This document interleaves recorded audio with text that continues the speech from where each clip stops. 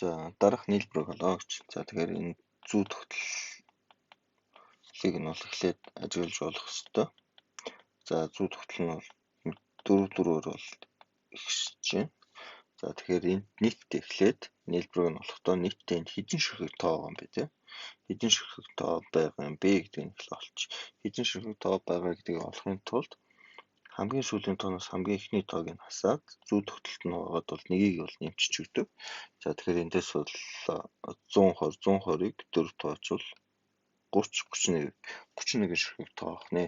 За нийт нийлбэрийг олохдоо эхний тоон дээр төгсгөлийн тоог нэмээд 2 туваагаад ширхгийн тоонд бол үржүүлчихдэг. За эндээс бол хариу бол за 1953 гэж гарч байгаа юм байна. За таад шалгаад бодоод үзээрэй.